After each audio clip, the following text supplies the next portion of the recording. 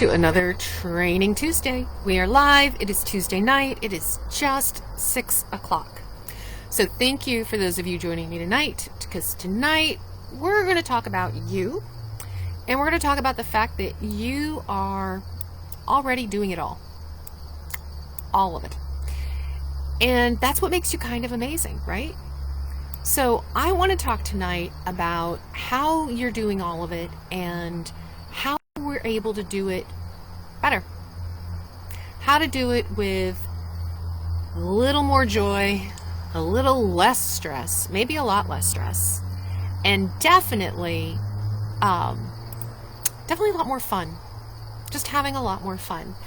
I was thinking about this topic because I've been doing a lot of running around in my life recently, trying to cram everything in. I've noticed that some days are just easier than others. Some days go more smoothly than others when I am trying to do all the things.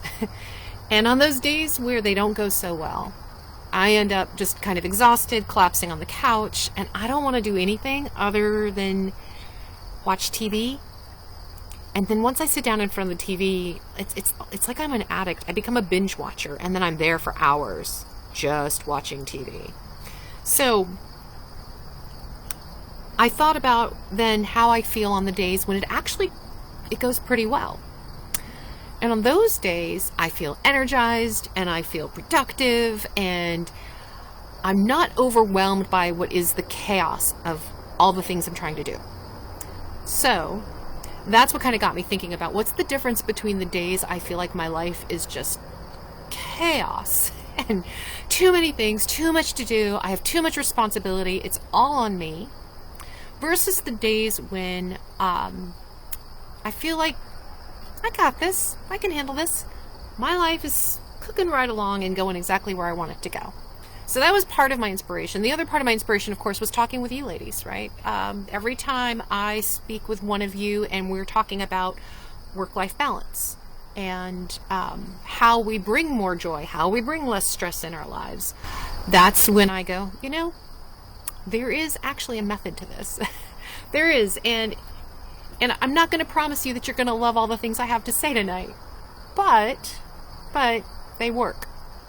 So let's talk about why in a 2018 study, so just a couple of years ago, the UN did a study that shows that women are still doing 2.5 times, more than 2.5 times the domestic and unpaid work that men do. I suppose that shouldn't be surprising. I honestly was a little surprised. I suppose that shouldn't be surprising. But it got me thinking, not only are women still working a second shift, and if you recall, especially for those of you who are old enough like me, back in the 80s and 90s, second shift was a big deal, right? There was a sociologist maybe, or a psychologist, I think she was a sociologist, social researcher, who coined the term second shift for women, and she talked about the fact that women work a full-time job and then work another full-time job, which is the home life, taking care of the family, the domestic and unpaid labor that we speak of. And I think what is frustrating is that was back 30, 40 years ago, and here we are in 2021, and women are still doing the bulk of the labor.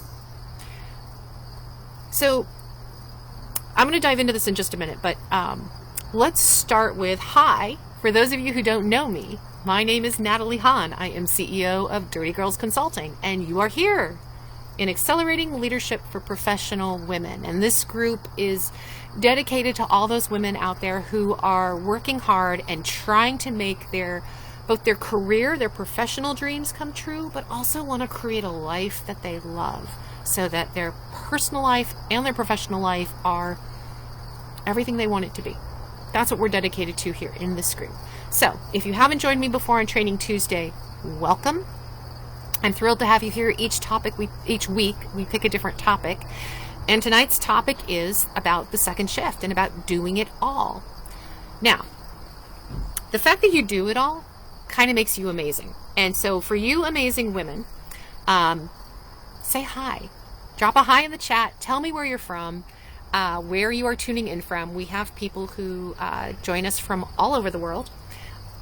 case you're wondering, for those of you who haven't joined me before, I have a second screen over here that I will be glancing at now and then because I find it easier to keep track of any comments on the other screen. If you have comments, if you have questions, things you want to know while I'm talking, drop them in the chat. And if I see them, I will definitely try to address them. I'd like this to be as much a two-way dialogue as possible, because as much as I can talk at you all night long about what I think and what I know, I want to hear your comments too. I want to hear what your experience has been. So, second shift. Here is what my day can look like. And I just want to stop and say, I meant it when I posted that we work a second shift, and you guys are freaking amazing. You're amazing. Because as women, we are always working the second shift. And it doesn't actually matter if you're married or not married, if you have kids or you don't have kids, if you're taking care of aging parents or not. If you work during the day, again, whether it's paid or unpaid, and you're taking care of your own life, you are working a second shift. By definition, that's what we women do. And you've been doing it all along. All along, your core responsibilities have been your livelihood and your life. So, on an average day, what are some of the things that we keep in mind, right? Cooking. People have to eat. For me, my listing of things that I try to cram into a day include cooking, include working out, include work meetings, right? I'm on the phone, I'm on Zoom. Includes actual work, creating content for you guys, like writing, marketing, research, cleaning, gotta clean my house, talking and engaging with my kids. For those of you who know me, you know my kids are grown. All of them are grown. 2 of them do still live with me. And while they do not require the same level of maintenance as, say, having little ones or toddlers or even teenagers, they still live with me. I still have to talk to them, engage with them, interact, and I'm still their parent. Walking my dogs, meditation, grocery, laundry, friends, right? Trying to make time for all these things. And then, like I said earlier, when I'm tired at the end of the day, what do I want to do? I just want to sit down in front of the TV and watch something that mindlessly entertains me. So, I'm not going to talk about how not to do it all. Oh, good. Rose and Jackie are here. Hi, Rose. Hi, Jackie. I'm not going to talk about how not to do it all. That's actually not the focus of tonight. Oh, Christina's here. Hey, Christina. Excellent. I'm not going to talk about how not to do it all because honestly, for a lot of us, that's just not an option. Not doing it all is not an option. I am going to say we can probably do less than you think. We probably can. We can probably do less than we think. And we'll talk about that in a minute. But I'm not going to tell you that stop doing it all, that you can't do it all. Because you already are. You're already doing it all. And for some of you, you're single moms. Or you're just single. Some of you are only children. Regardless of your status, you are women who work and you are women who have a life to manage. Automatically, you're working second shift and you are responsible for doing it all. No one else is. So the question of tonight is, how do we do it all with a little more joy, a little less stress, maybe a lot less stress, and a lot more fun? That's where I want to focus tonight. So those tasks that I do in my day, right? The cooking, the grocery shopping, the cleaning, the meetings, the coaching sessions, the research, the writing, the all of it, trying to squeeze in the time, right, for me to work out. Here's what I've learned. If I do not plan my day, if I don't plan it, and then if I don't protect the time that I've planned, I end the day feeling anxious and stressed and frustrated and angry. When I get stressed, I go to anger mode. And when I'm in anger mode, it is everybody else's fault. Everybody else's fault that I did not get a chance to do what I needed to do.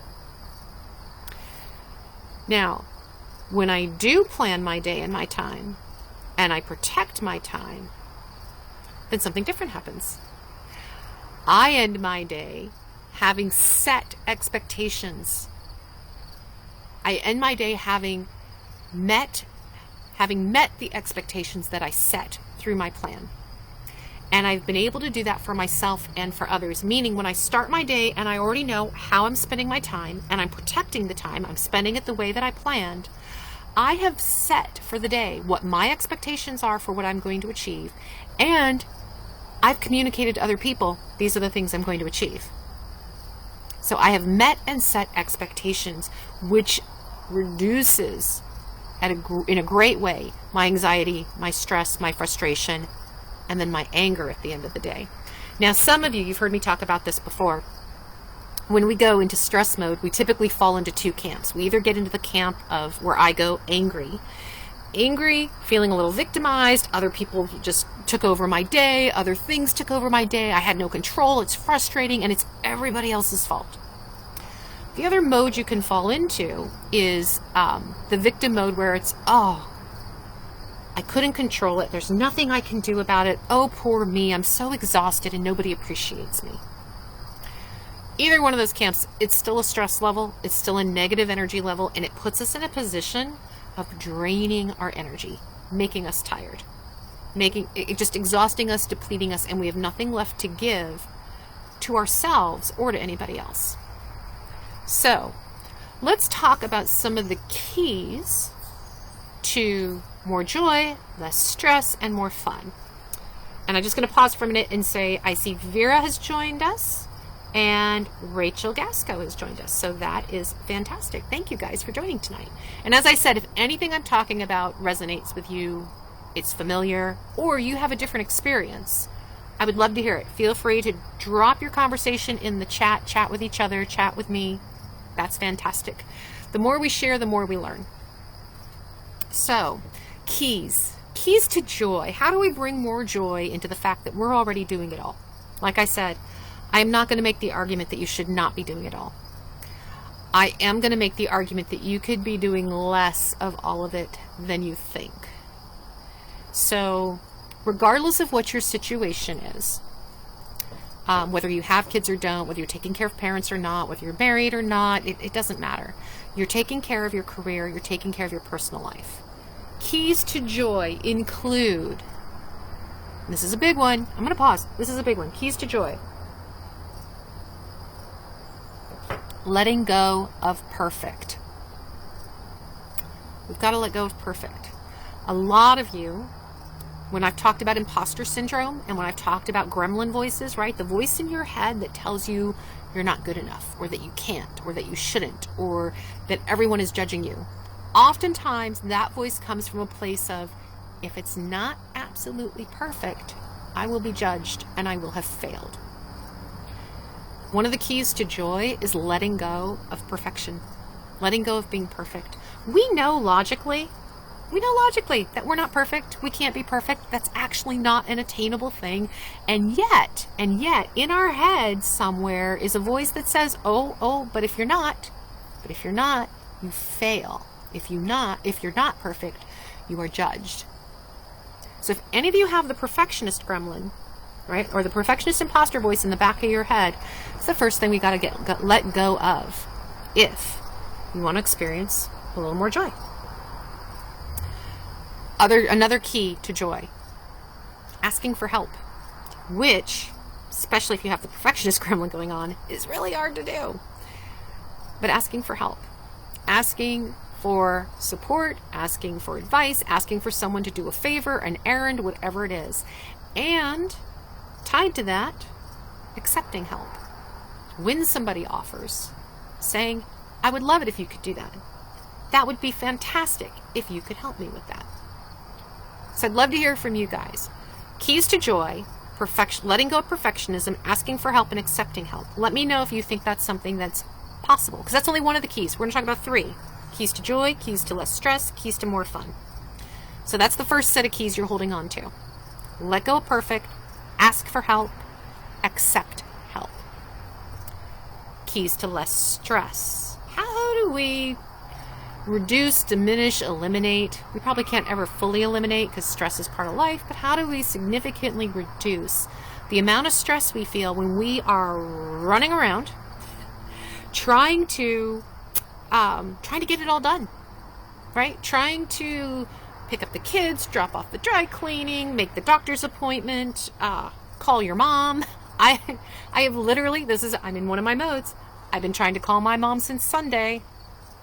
I left her a voicemail message since Sunday. It's Tuesday. I still haven't managed to call my mother and actually have a conversation with her. That's on me. That's on me because, like I said, if I do not plan my time carefully and hold my boundaries, I lose it. Okay, keys to less stress means creating a schedule. It literally means creating a schedule, which sounds so mundane and boring. I know, but it's actually really important. When you have so many things you're trying to juggle, when your time is valuable, which it is, you need to create a schedule. Now, in creating that schedule, it's incredibly important to prioritize what's truly important to you. What's truly the most important things you need to get done? There are all kinds of tasks. There are all kinds of chores and things that we know we need to do. I need to do laundry. I should vacuum. I ought to do the dishes. I need to cook. I need to clean. I need to make that phone call. I need to jump in on this meeting. I have to talk to that coworker, right? We have all these things we need to do. But what's the actual priority of things that have to get done? What do you truly need? When you create a schedule, and in that schedule you have prioritized the most important things for you to get done that day or that week, then you've got to hold your boundaries. You've got to stick to the commitment that you made to your priorities and to your schedule. So, the keys to less stress are create a schedule, prioritize what's really important, and hold your boundaries. So you've got keys to joy, letting go of perfect, asking for help, accepting help. Keys to less stress, create a schedule, prioritize what's really important, hold your boundaries.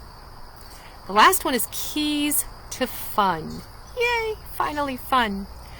Before I get into keys for fun, we've got Vera.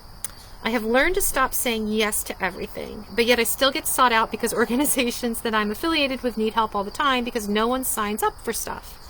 I set my boundaries, but I still feel like I need to step up more because others aren't. Yes. Okay, you've got a couple of really great concepts in there, Vera. And one is, what do they say? When you want something done, ask a busy person. It's kind of a terrible saying, isn't it? Because it's true. Typically, the more busy we are, right? The more we do try to get organized in order to manage our time and get things done. And yet, we're busy. We're busy. And what you're talking about, Vera, is the guilt that we feel when we don't meet other people's expectations. When we can't fulfill what we think has to get done, and that belief that if I don't do it, no one else will. Which is a belief, one, that's a belief, by the way. That's a limiting belief. If I don't do it, no one else will. First of all, unless you don't do it, we don't actually know if that's true. And two, if you don't do it and no one else steps up, how much of a priority was that really? If you were the only one willing to step up and do it, how much of a priority was that task or that job or that project for everybody else involved? We get roped into things that we think are priorities because someone else has decided they're urgent, but they're not. And I have another training. We won't go into it tonight because we don't have time, but I have another training I think that talks about how do we prioritize and sifting through like what's a real priority versus what's somebody else's priority versus what's just an urgent nonsense thing, because there's plenty of that going on. So prioritize what's really important. And with that one, especially when we're doing work-life balance, I want you to think about how important is it really to wash those dishes tonight, or to get that load of laundry done right now, or to return that phone call in the next hour. We have to start making judgments because your time is valuable about what you actually need to spend time on. And the reason is because of the keys to fun. So now we're going to talk about the keys to fun. The reason is because in the keys to fun, we are creating the life we want.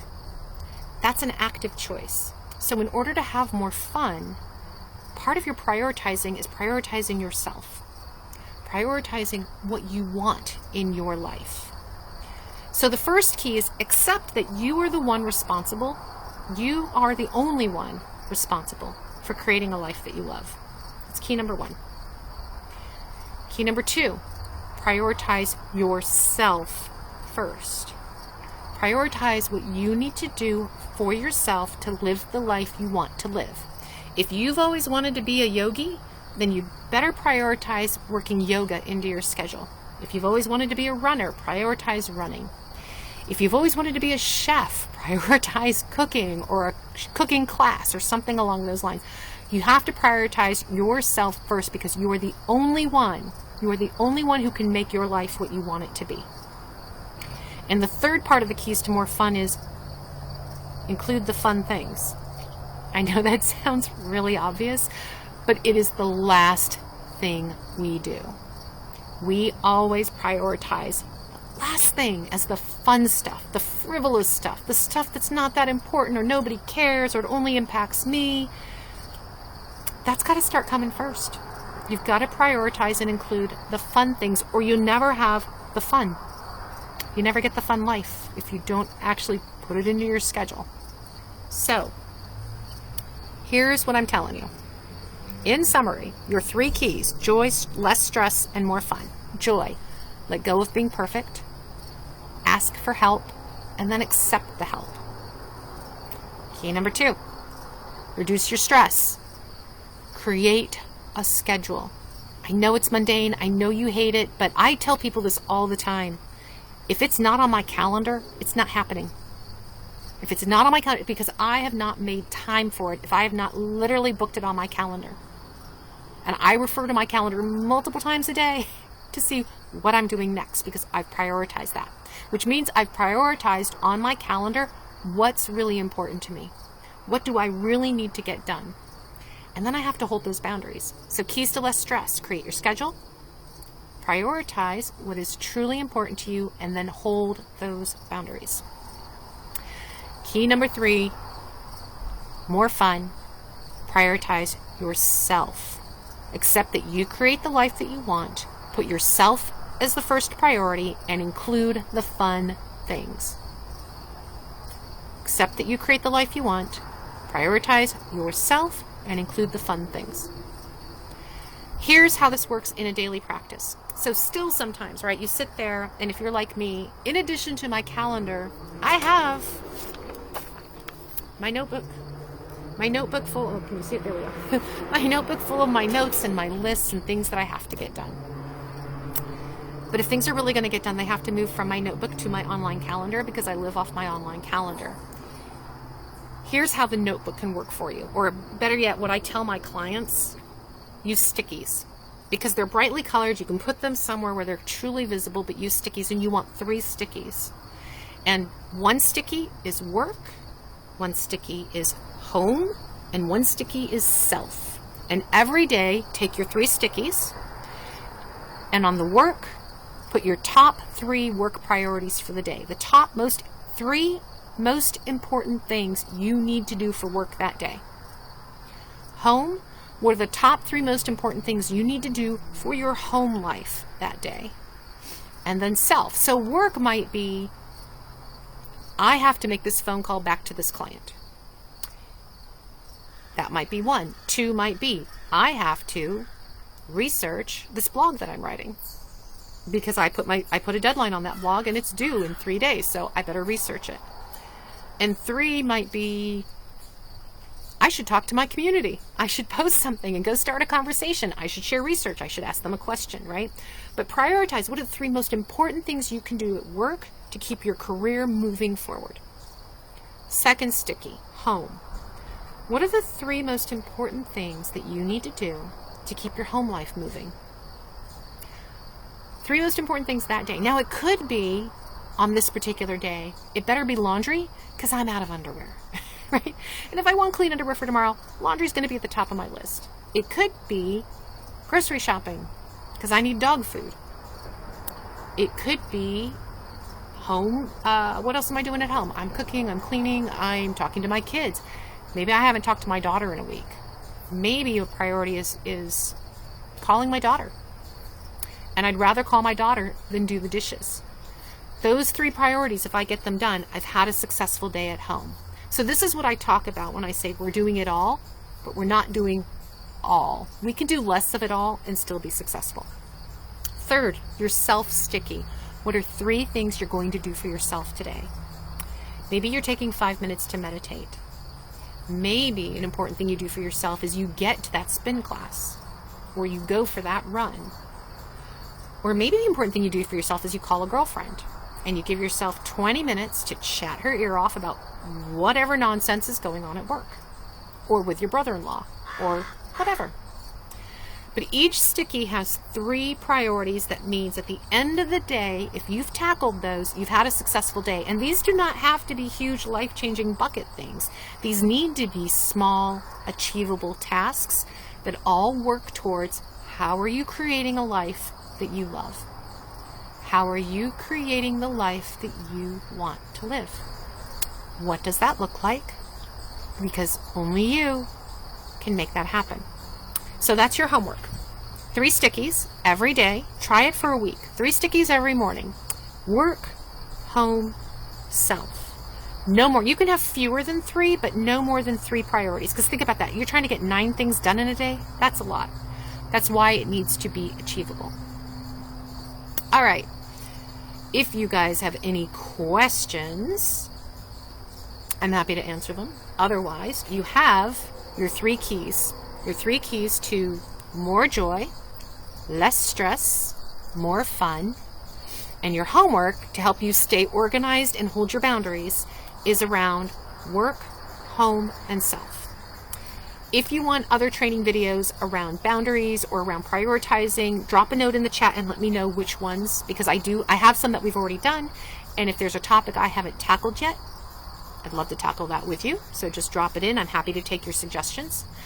And before I go, if you need help creating your boundaries, deciding how to prioritize, figuring out what it means for you to let go of being perfect, to ask for help and accept help, then drop the word dig in the comments and we'll schedule a 15-minute Dirty Girl mini dig.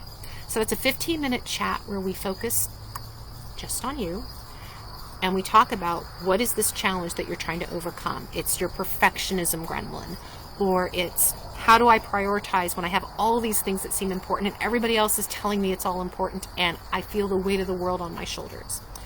Or what do you mean I have to accept that only I can create the life I want? What does that look like for me? Any one of these topics or more we can talk about, but drop the word dig in the comments. I will reach out to you over a Facebook PM and we'll schedule 15 minutes to have this chat about you, with our goal being let's get you one step closer to an action that gets you closer to your goal. Because in coaching and at Dirty Girls, we are all about taking action. Everything I'm talking about means nothing if we are not actually taking concrete, active steps towards making it real. So the word dig means you're looking for a 15-minute session. It's free. I'm not selling you anything. It's 15 minutes of us talking about the challenge you want to overcome and how do we get you one step closer to a goal. If you're looking for additional training on prioritizing or boundary setting or gremlins, let me know. I have that training. We have it in the guide section, but I'm happy to pull some out for you and send it your way. Thank you for joining me tonight. Always love being here on a Training Tuesday with you guys. It's always fun. And I will see you next week.